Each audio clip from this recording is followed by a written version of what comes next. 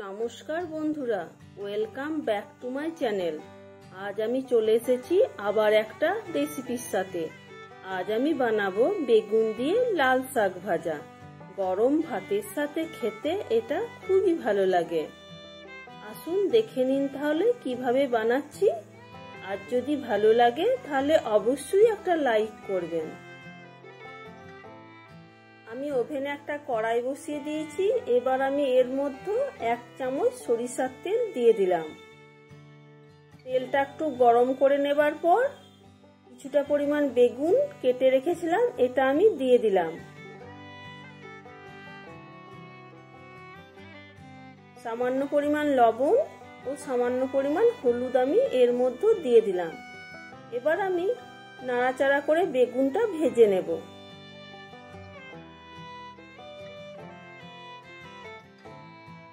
বেগুনটা ভাজা হয়ে গেছে। এবার আমি একটা প্লেটের মধ্যে বেগুনটা তুলে নিচ্ছি। আবার আমি ওই কড়াইয়ে 1 চামচ সরিষার তেল দিয়ে দিলাম। একটা শুকনো লঙ্কা ও সামান্য কালো জিরে ফোড়ন দিয়ে দিলাম। একটু নাড়াচাড়া করে এটা আমি ভেজে নেব। ফোড়নটা ভাজা হয়ে গেছে, ফোড়ন থেকে মিষ্টি গন্ধ বের হয়ে গেছে। এবার আমি এর মধ্যে কয়েক কোয়া রসুন থেতো করে রেখেছিলাম, এটা দিয়ে দিলাম। একটু নাড়াচাড়া করে ভেজে নিলাম। এবার আমি কিছুটা পরিমাণ পেঁয়াজ লম্বা করে কেটে রেখেছিলাম, এটাও দিয়ে দিলাম। একটু নাড়াচাড়া করে ভেজে নিচ্ছি। এবার কিছুটা পরিমাণ লাল শাক কেটে ধুয়ে পরিষ্কার করে জল ঝরিয়ে রেখেছিলাম, এটাও দিয়ে দিলাম। স্বাদ মতো লবণ ও পরিমাণ মতো হলুদ দিয়ে দিলাম। একটু নাড়াচাড়া করে নেব।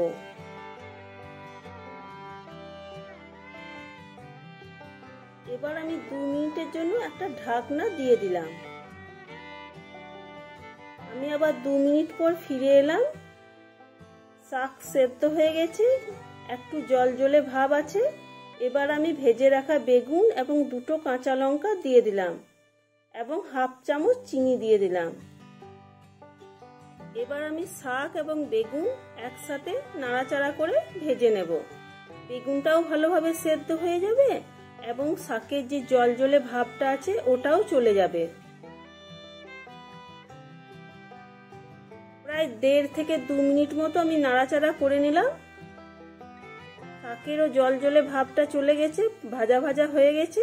এবার আমি এটা নামিয়ে নিলাম। বন্ধুরা, আজ আমার এই বেগুন দিয়ে লাল শাক ভাজা রেসিপিটা আপনাদের কেমন লেগেছে অবশ্যই কমেন্ট করে জানাবেন। আর বাড়িতে অবশ্যই একদিন বানিয়ে দেখবেন। আর আমার রান্নার রেসিপিগুলো যদি আপনাদের ভালো লেগে থাকে তাহলে অবশ্যই লাইক, কমেন্ট এবং বন্ধুদের সাথে বেশি বেশি করে শেয়ার করবেন। আর এখনো পর্যন্ত আমার চ্যানেলটা যারা সাবস্ক্রাইব করেননি, প্লিজ চ্যানেলটা সাবস্ক্রাইব করে আমার পাশে থাকার অনুরোধ জানাচ্ছি। তাহলে আবার দেখা হচ্ছে নেক্সট কোনো নতুন ভিডিওতে।